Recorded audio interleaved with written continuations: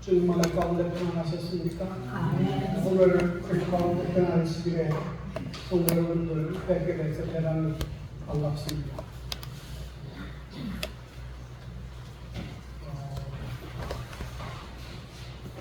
먼저 우리 회장님 아버님께서 이제 우리 뒤에 보이는 큰 화면을 기성을 하고 또 이렇게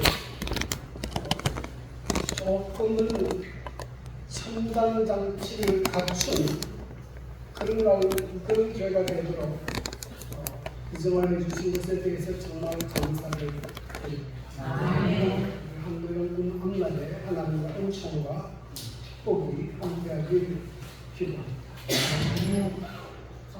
아침에 제가 최동욱 장로님에게 전화를 받았는데 강남수 집사님께서 오늘 제 교회를 오시겠다 얘기를 들었는데 강 집사님? 네. 비행한 아들 결혼한 아들이 아니다. 우리 또 최수 아들 뵙게 돼서 반갑습니다. 최성훈인데 최성훈. 예. 아주 키가 크고 잘생겼습니다. 우리 최기 집사님이 아침에 말씀하기를 교회에 기적이 일어나는 것 같다 그런 이야기를 했습니다. 하나님께서 때가 참에 목사님 수교회에 많은 변화들을 일으키고 계신 것 같습니다. 오늘 양식일에 저는 하나님 앞에서 어렵게 되는 길 이런 제목을 가지고 여러분과 함께 은혜를 나누고자 합니다. 스가랴 3장 1절만 읽겠습니다. 대제사장 여호수아는 여호와의 천사 앞에 섰고 사탄은 그의 오른쪽에 서서 그를 대적하는 것을 여호와께서 내게 보이시니 러시아의 대문호였던 톨스토이는 젊은 시절에 전쟁과 평화, 안나 카레리나, 부활 등과 같은 대작을 남겼습니다. 그는 큰 성공을 거둔 다음에 인생의 공허감과 죄책감을 깊이 느꼈습니다. 그래서 그때 그는 이렇게 고백했습니다. 나는 모든 것을 가졌지만 삶의 온리를 찾지 못했다. 내가 매일 죄를 짓고 있다는 것을 알면서도 그것을 멈출 수 없었다. 내 안에는 두 마음이 있었다. 하나는 선을 사랑하고 진리를 추구하려는 마음, 다른 하나는 죄를 사랑하고 자기 자신을 숨기려는 마음이었다. 그는 그의 참으로에 이렇게 고백하고 있습니다. 이것은 마치 사도 바울이 외친 말과 같습니다. 사도 바울은 로마서 7장 24절에 오호라 나는 공고한 사람이로다. 이 사망의 문에서 누가 나를 건져내려. 이것은 오늘 우리의 고민이기도 합니다. 왜 나는 선을 향하고 바르게 살고 싶은데 계속 죄를 짓고 있는가? 어떻게 하면 죄로부터 벗어날 수 있을까? 이 사망의 몸에서 어떻게 벗어날 수 있을까 하는 문제입니다. 아마도 이 문제가 인류가 직면한 가장 큰 문제가 아닐까 생각합니다. 우리는 선을 향하고 바르게 살고 싶은데 하는 순간 꼭 죄를 행동만 생각하는 것도 늘 어떻게 이와 같은 상태에서 벗어날 수 있는가?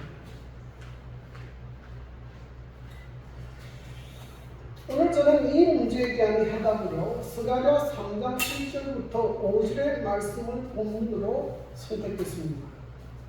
그 이유는 성경 전체에서 복음을 가장 명확하게 한 폭의 그림처럼 보여주기 때문입니다. 그래서 어떻게 우리가 하나님 앞에 오게 되는지 아주 명확하고 분명하게 우리에게 보여주고 있습니다.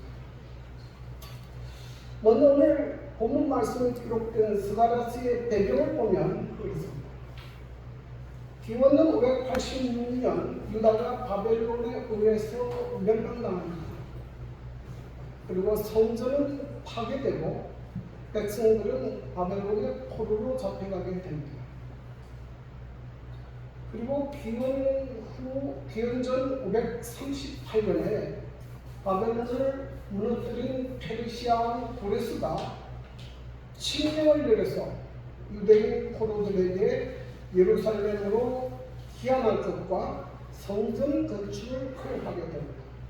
그때 첫 번째 귀환한 그룹이 스룹바벨과 여호수아가 중심이 돼서 4만 2천 명 정도가 예루살렘으로 귀환하게 됩니다.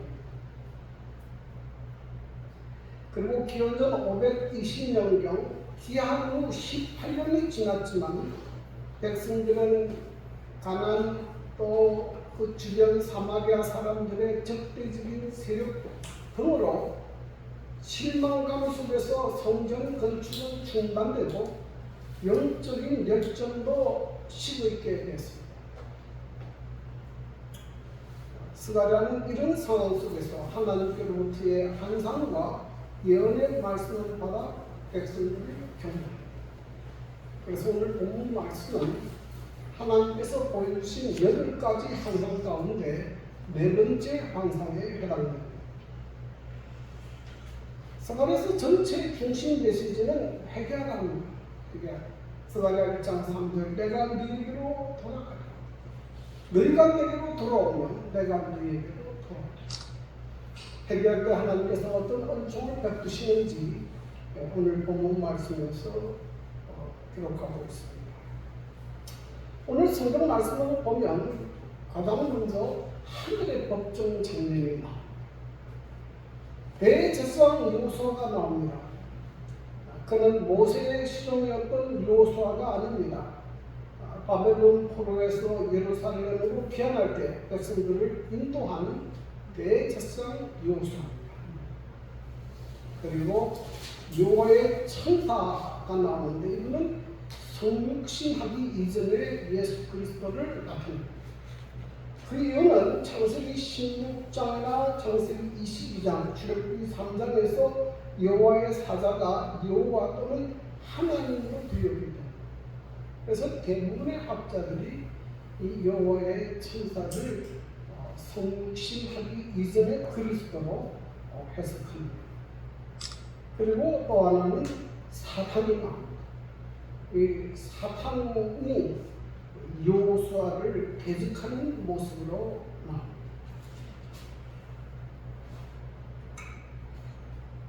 오늘 본문을 통해서 우리는 약 3가지 교훈을 찾을 수 있습니다.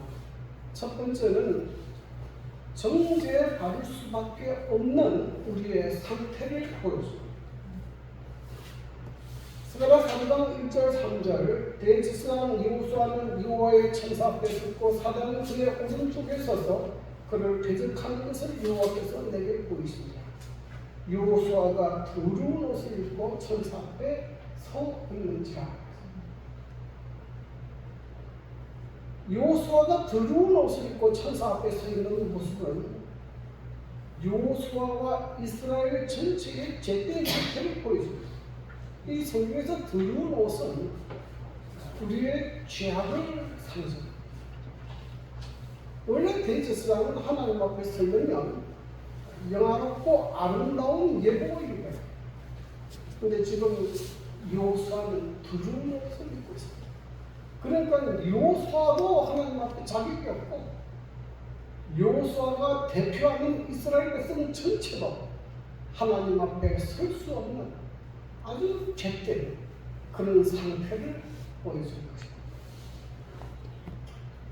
그리고 그 옆에서 사단은 그를 대적하는 것을 보여주었습니다. 여러분, 이 어떤 장면은 실제로 일어나는 장면이에요. 여러분, 사단은 상상으로 그렇게 하는 것이 아니고 실제적으로 하나님 앞에서 우리의 죄를 지적하고 고소합니다. 여기 계시록 12장 10절에 보면 우리의 형제들을 참소하던 자, 곧 우리 하나님 앞에서 밤낮 참소하던 자가 쫓겨났고, 그래서 사단은 아주 구체적으로 우리의 죄를 지적합니다. 이 사람은 이런 죄를 졌고 이런 죄를 졌고, 그러니 이 사람은 절대로 하나님의 은혜를 받을 수 없고 구원받을 수 없고, 이 사람은 내 백성입니다. 그렇게 주장해요.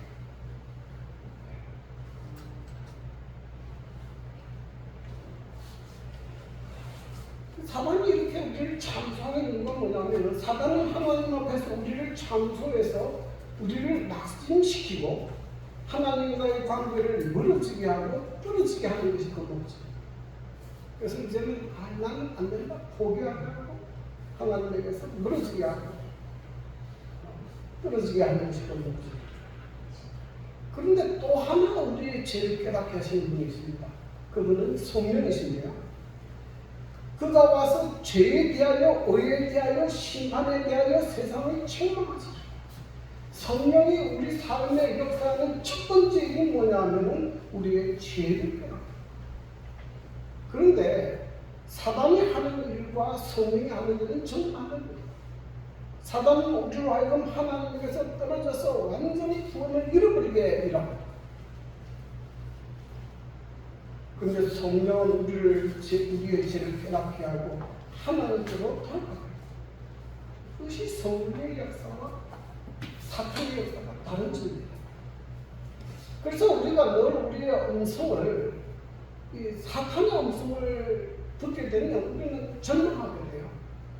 하나님께서 떠나가게 됩니다. 그러나 우리가 성령의 음성을 듣게 되면 회개하고 하나님께로 돌이키게 됩니다. 성경에 보면 가룟유다는 사단의 음성을 들어서 결국 자살로 그의 인생을 거쳐내고요. 베드로도 똑같은 죄를 지었지만 그는 회개하여 초대교회의 가장 중요한 사도가 됐습니다.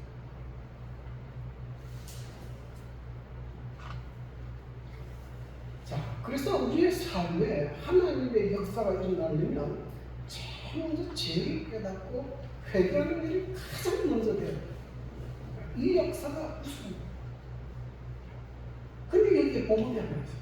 이게 뭐냐면 스가랴 3장 2절이에요. 여호와께서 사단에게 이르시되 사단아, 여호와께서 너를 책망하노라. 예루살렘을 택한 여호와께서 너를 책망하노라. 이는 북에서 꺼낸 거슬린 나무가 아니냐 하실 때, 지금 사단은 묘사를 정착합니다. 이 사람은 돈을 정착하고 이 사람은 정착하겠습니다. 그런데 이때 하나님께서는 누구를 정죄합니까? 사탄을 정죄합니다. 요사를 정죄하는 사탄에게 정죄합니다. 여호와께서 너를 책망하노라. 여호와께서 너를 책망하노라. 예루살렘을 택한 여호와께서 너를 책망하노라. 이는 불에서 꺼낸 거슬린 나무가 아니라. 불에서 꺼낸 거슬린 나무는 어떤 나무입니까? 불에 다 없어져야 되는데 중간에 끄집어냈어요. 정말 가까스로 남은 불에서 꺼낸 거슬린 나무 같은 그런 존재라고. 하나님께서 뭐 하십니까? 그를 위해 변호했습니다. 저희 옆에 어릴 때 경험했는데요. 제가 아주 어릴 때 제 그 밑에 남동생이 또 하나 있습니다. 근데 저는 참 귀한 아들로 태어났어요. 저는 아버지가 3대 독신인데 위에 누나가 4시고 5번째 제가 태어났어요. 제가 사랑을 굉장히 많이 받고 있어요. 근데 제 동생이 딱 태어나면서 상황이 달라졌어요. 나한테 가졌던 모든 관심과 사랑이 동생한테로 가요. 자꾸 제 마음속에 미운 생각이 들어요. 그래서 하루는 어머니한테 가가지고 내 동생이 잘못한 것을 모조리 집어서 고다지를 했습니다. 얘가 이것도 잘못했고 이것도 잘못했고. 근데 어머니가 어떤 반응을 일으키냐면 듣기 싫다. 듣기 싫다. 그걸 하지 마라. 그래서 우리 어머니가 내 얘기를 안 들으시는구나. 그 이상 해봐야 효과가 없다. 그렇게 알았어요. 근데 지금 하나님께서 꼭 그렇게 하시고 사단의 정죄를 지금 듣지 않는 겁니다. 사단을 정죄하는 것을 멈추게 하시고 그를 옹호하십니다. 여기 선지자왕에 보면 이런 표현이 있습니다. 인간이 자신의 힘으로는 원수의 비난을 막을 수 없다. 인간은 죄로 물든 옷을 입은 채 자기의 죄를 자복하여 하나님 앞에 씁니다. 그러나 우리의 대변자 예수께서는 회개와 믿음으로 자기의 영혼을 지켜주시도록 당신께 맡기는 모든 사람을 위하여 열렬히 탄원했습니다. 예수께서는 그들을 위하여 변호하시고 갈바리의 힘있는 논쟁으로 그들의 참수다를 뭐하신다? 이기십니다. 예수님의 이런 변호가 있기 때문에 우리에게 희망이 있는 겁니다. 그래서 여러분 기억하십시오. 로마서 8장 33절 34절 누가 하나님께서 택하신 자들을 고발하리요 어렵다 하시는 이는 하나님이시니 누가 정죄하리요 죽으실 뿐 아니라 다시 살아나시는 그리스도 예수시니 그는 하나님 우편에 계신 자요 우리를 위하여 뭐 하시는 자입니까? 그래서 여러분이 아무리 전망적인 상태에 있다 하더라도 나를 위해서 간구하시고 중보하시는 누가 계시다는 것을 예수님이 대제사장으로 봉사하신다는 사실을 잊지 마시기 바랍니다. 성경이 가르쳐주는 가장 중요한 메시지. 요한일서 2장 1절 나의 자녀들아 내가 이것을 너희에게 쓰면 너희로 죄를 범하지 않게 하려 합니다. 만일 누가 죄를 범하여도 아버지 앞에서 우리에게 대언자가 있으니 곧 누구다? 물어보신 예수 그리스도. 여기에 우리 희망이 있습니다. 우리가 죄인이 아닌 것 아니에요. 우리는 죄를 많이 지었어요. 사실. 그러나 우리가 회개하고 하나님 앞에 나갈 때 누가 우리를 위해서 중보하신다고? 예수님께서 우리에게 중보하고 있습니다. 이것이 우리에게 주는 첫 번째 메시지입니다. 두 번째는 루트의 경험을 했는데요. 루트가 종교 계획을 일으켰을 때에 실제로 사단이 그에게 찾아와서 루트가 지은 모든 죄의 목록을 쫙 보여줬다. 뭐 때문에 그렇게 했겠습니까? 우리가 얼마나 큰 죄인인데 뭐 종교계 그런 거 하느냐 하지 말아요. 그때 루트가 그럼에도 불구하고 예수님께서 나를 위해 십자가에 죽으셨고 내 모든 죄를 사하셨다. 사단아 물러가라. 그래서 가지고 있던 쓰고 있던 잉크봉을 벽에 던졌는데 지금도 루트가 했던 그 바텐 구석에 가면 그 잉크 흔적이 있다. 제가 가서 봤는데 없어요. 안 보여요. 하도 오래돼가지고 없어요.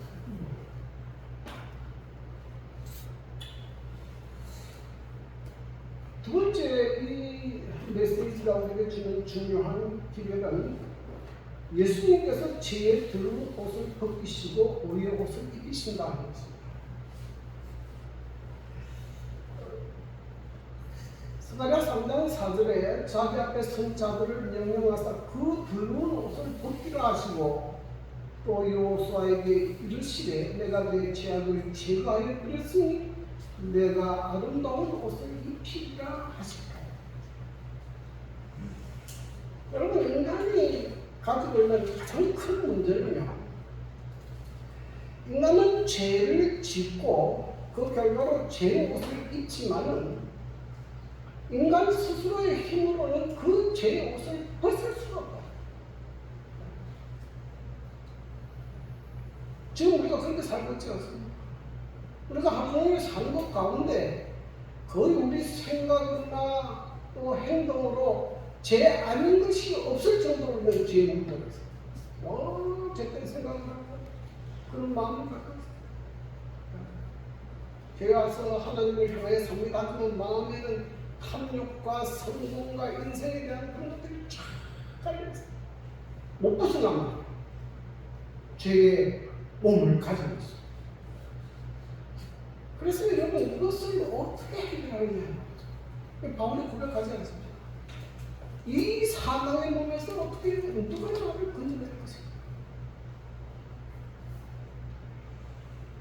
창세기 3장에 보면 아담 하와가 범죄한 다음에 죄를 지으면 수치스럽잖아요. 들키면 안 되니까. 그러니까 뭐 했습니까? 무화과 나무로 이 칼을 뼈었어요. 자기의 수치를 가리려고 했지만 뭐 할 수가 없었어요. 수치를 가릴 수가 없어요. 이사야 64장 6절 우리의 의는 다 더러운 옷 같으며 우리는 다 잎사귀같이 시들물어 우리의 죄악이 바람과 같이 우리를 몰아간다. 우리의 의는 더러운 옷 같다. 인간의 선행이 우리의 죄를 가릴 수 있는가? 때때로 사람들은 자기가 가진 선행으로 자기의 죄를 가리려고 가는 거야. 이 장발장 이야기에 보면 거기에 나오는 주인공이 빵 하나 훔친 죄로 19년을 감옥에 있었어요. 그래서 나중에 탈옥을 해요. 탈옥을 해서 이름을 개명하고 아주 좋은 선한 일을 많이 하고 근데 그가 나중에 탈옥해서 개명해서 좋은 일, 선한 일을 많이 하는데 그것이 그가 앞에 저지른 죄를 없앨 수 있느냐? 죄는 죄고 선행은 선행이에요. 죄가 절대로 뒤에 있는 선행으로 없어지지 않아요. 그러므로 우리의 힘과 우리의 노력으로는 절대로 죄를 없앨 수 없습니다. 이것이 선행이라는 거예요. 우리는 우리의 노력으로는 이 죄에서 벗어날 길이 없어요.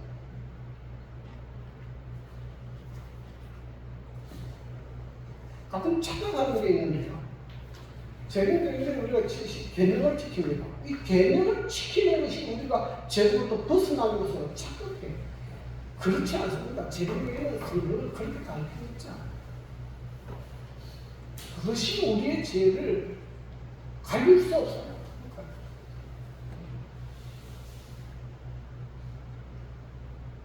그런데 이것을 누가 벗겨주십니까?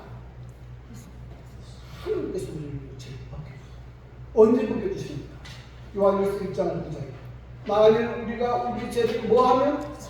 자백하면 그는 믿으시고 의로우사 우리 죄를 사하시며 우리를 모든 불의에서 깨끗게 하십니다.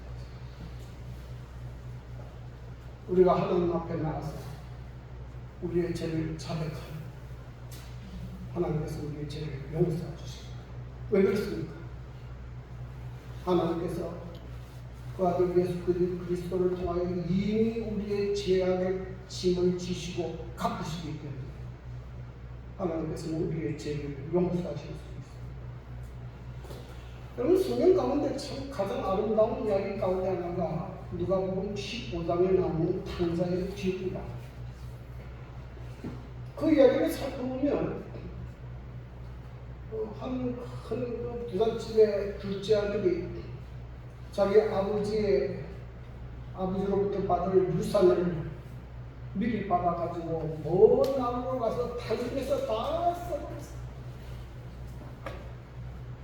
그리고 나중에는 거지가 돼가지고 돼지를 치고 돼지가 먹는 시험 열매를 먹고 있다가 너무 비참하니까 우리 집에 옛날에 살 때 종들도 이렇게 안 살았는데 내가 이게 뭐야? 아버지 집에 대한 그리움이 생기고 아버지가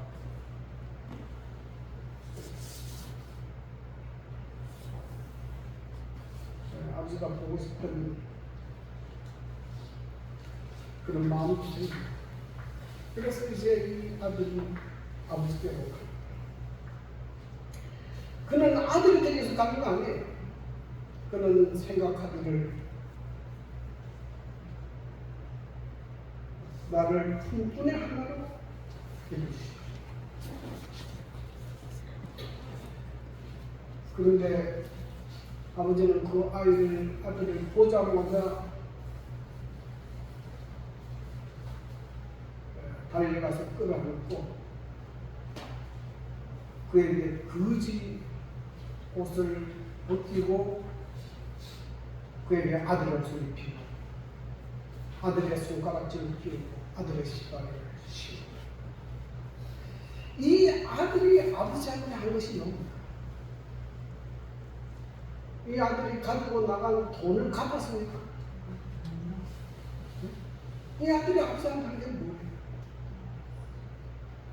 이 아들이 아버지한테 그것은 아버지 내가 잘못했어. 내가 아버지께 죄를 졌어. 그것이 아들이 한 것이 위. 우리가 하나님께서 우리에게 원하는 가장 귀한 것은 하나님께서 정말 상하의 심령으로 회개하고 하나님 앞에 돌아오는 것을 바라시지 다른 무엇을 바랍니다. 정말 내가 잘못했어.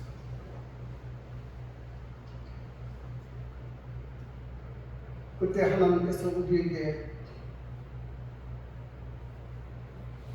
우리의 죄를 용서하실 뿐만 아니라 주님께서 이 땅에 계셨을 때 하나님의 율법에 완전히 순종함으로 이루신 그 의의 옷을 우리에게 옷입혀 주신 거죠. 이사야 61장 10절 내가 여호와로 말미암아 크게 기뻐하며 내 영혼이 나의 하나님으로 말미암아 즐거워하니 이는 그가 구원의 옷을 내게 입히시며 공의의 겉옷으로 내게 더하시니 신랑이 사모를 쓰며 신부가 자기 보습으로 당당함 갖게 하셨습니다.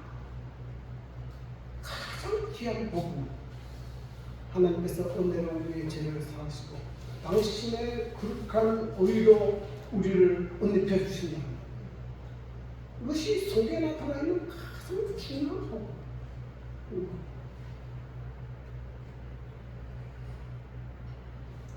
성지자왕 584페이지에 이렇게 되어있죠. 더러운 옷을 벗기시는 것은 죄를 용서하시고 하나님의 은총을 회복해 주심을 의미한다.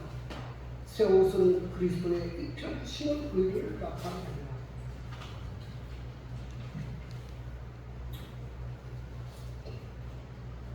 갈급은 기별기간 394페이지를 말했습니다.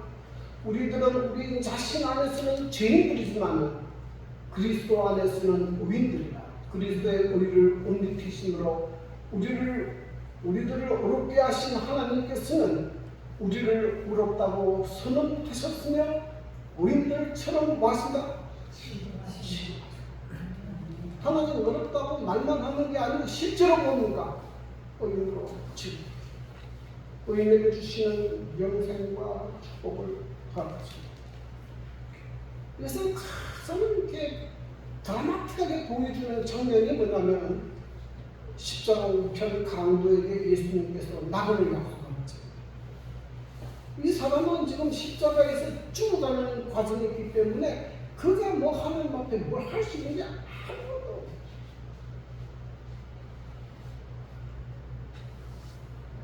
그는 회개하는 심령으로 주님을 불러서 주여 당신의 나라에 임하실 때 나를 믿습니다.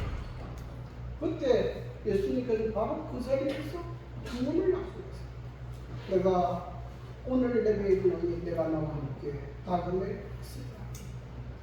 예수님은 우리에게 의인처럼 취급하시고 의인이 받을 영생과 구원을 뭘로 주셨습니까? 선물로 주신 것입니다. 그러므로 여러분이 회개하고 예수 그리스도의 의로 옷 입히시면 내 스스로는 죄인이라고 할지 모르지만 이제는 그리스도의 의를 옷 입은 자로 여기고 살게 되기를 간절히 아멘. 계속 나는 죄이다 이렇게 하면 그렇게 하면 안 돼.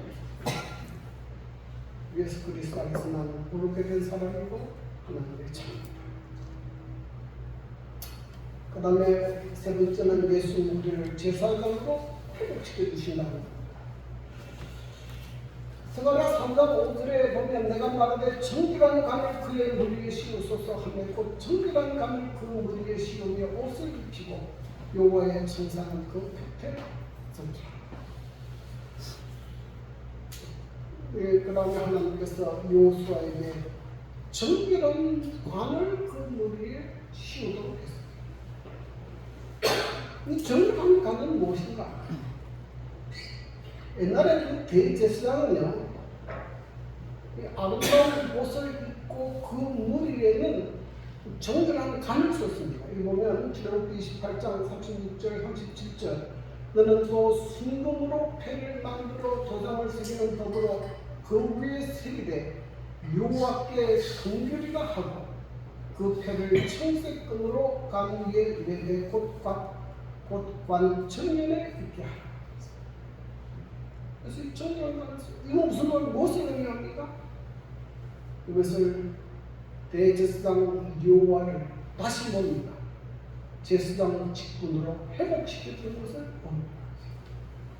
다시 하나님께서 여호수아를 제사장 인정해 주시는 것을 봅니다.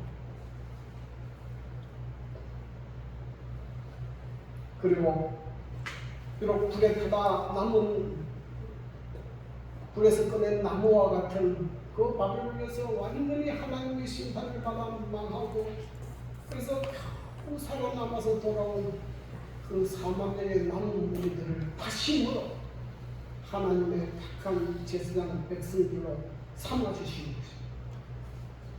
그 장면 이게 출애굽기 19장 5절 6절 세계가 다 내게 속하였나니 너희가 내 말을 잘 듣고 내 은혜를 지키면 너희는 모든 민족 중에서 내 소유가 되겠고 너희가 내게 대하여 제사장 나라가 되며 거룩한 백성이 되리라. 하나님께서 이스라엘 택하신 목적이 제사장 나라가 되게 하리라. 그 제사장 나라가 뭐냐 이 말이에요.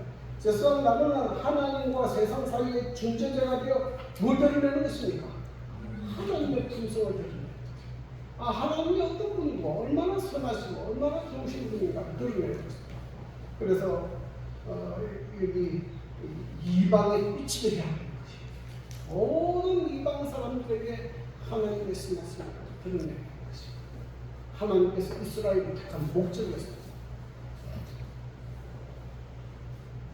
그런데 이스라엘이 이 사명을 감당했습니까? 못했습니까? 이 사명을 감당하지 못했어요. 그들은 결정적으로 예수를 십자가에 못 박아 죽였고 또 복음을 전하는 스데반을 돌로 쳐 죽였습니다. 그래서 하나님께서 이스라엘 백성에게 주신 은혜의 기간이 다니엘서 9장의 70주의 연을 공부하면 그때 끝나게 됐어요. 스데반을 죽였을 때 이스라엘 백성에게 주어진 하나님의 백성으로서의 은혜의 기간이 끝이 납니다. 그렇죠. 지금 이스라엘 백성은 하나님의 택한 선민도 아니고 아무런 의미가 없어요. 지금 우리가 이스라엘 나라를 가만히 보면 저렇게 악할 수가 없어요. 그렇게 악할 수 없죠. 보십시오. 뭐 이방 나라고 애고 어른 거 다 때려 죽일 거예요. 다 때려 죽일 거예요. 그렇게 하는데 그 이방 사람들이 하나님을 믿겠습니까? 아니죠. 그러니까 그들이 어떻게 됩니까? 하나님의 은혜에서 끊어지 마. 하나님의 품성을 드러낸 것이 아닙니다. 자, 그러면 오늘날 그 사명이 누구에게 넘어갔는가? 베드로전서 2장 9절 너희는 택하신 족속이요 왕같은 제사장들이요 거룩한 나라요 그의 소유가 된 백성이요 이는 너희를 어두운 데서 불러내어 그의 기이한 빛에 들어가게 하시니 아름다운 덕을 선포하게 하려. 이게 너희는 누굽니까? 누구예요? 예수를 믿는 하나님의 백성들. 이제는 예수를 믿는 하나님의 백성들이 하나님의 택하신 백성들이고 제사장들이고 거룩한 나라. 이들을 통해서 뭐가 나타나요? 하나님의 품성과 하나님의 선하심, 하나님의 구원의 비밀, 온 세상에 전해지게 됩니다. 이것이 오늘 하나님께서 우리에게 주신 길입니다.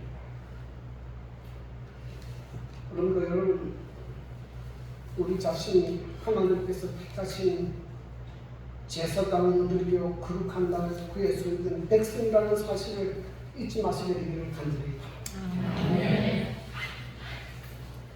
오늘 말씀을 보면 우리는 우리 스스로의 힘으로는 절대로 우리는 우리의 죄된 상태에서 벗어날 수 없어요. 그러나 하나님께서 은혜로 회개하고 하나님 앞에 나오는 모든 사람들의 죄를 용서하시고 당신의 극한 은혜로 우리를 얹히십니다. 그리고 다시 하나님의 극한 백성으로 제사장 나라로 삼으셨습니다. 여러분, 주님께서 우리에게 주신 이 거룩한 의의 옷, 이 거룩한 제사장 직분을 절대로 잊지 말게 되기를 간절히. 이게 얼마나 중요한지. 어떤 경우에, 이 의의 옷을 벗어 던지지 말게 되기를 간절히. 우리 우선 성교회가 집사님들이 저는 확실히 잘 모르지만은 처음으로 정도에 비슷한 걸 한다.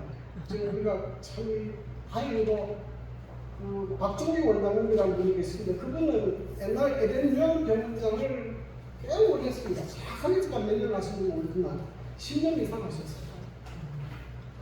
근데 그분이 지금 나이가 지금 제가 알기로는 거의 90에 가까울 정도로 지금 나이가 많으신데도 지금 제주도에서 와서 이제 건강을 현대 성병을 치료하는 병원을 지금 개원하시고 우리 특별히 우리 최기 집사님 아들하고 우리 차은선 집사님이 같이 동행하고 있습니다. 그 덕분에 저희가 다음 주부터 박종기 원장님을 모시고 건강 세미나를 개최합니다. 이것은 하나님께서 우리에게 주신 이 건강이라는 기술이 얼마나 좋은지를 가르쳐주는 것이 우리에게 전하는 것입니다. 그래서 우리가 처음으로 팜플렛을 천장 만들고 나름대로 해요. 처음 하고 보니까 좀 칠 수도 있고 미숙하기도 하겠지만 작가로는 모르겠죠. 그래서 이 교회가 이제 선한 감회를 끼치는 겁니다. 교회는 하나님께서 우리끼리 예배보라고 만들어 놓은 장소가 아니고 이 교회가 선한 감회를 끼쳐서 주변에 있는 사람들에게 하나님의 복음과 사랑을 나타내는 것이에요. 그것이 교회의 존재입니다. 그래서 처음으로 지금 그 일을 시도합니다. 그 일을 위해서 기도해 주시고요. 관심을 갖어주시고 우리 교회가 정말로 주님 보시기에 아름다운 거룩한 교회를 성장할 수 있도록 도와주시고 오늘 우리 주시는 귀한 말씀처럼 절대로 주님께서 주시는 의의 옷을 벗지 않게 되기를 바랍니다. 하나님께서 우리에게 주시는 귀한 제사장 직분 잊지 않게 되기를 간절히 바라면서 오늘 말씀을 마치겠습니다.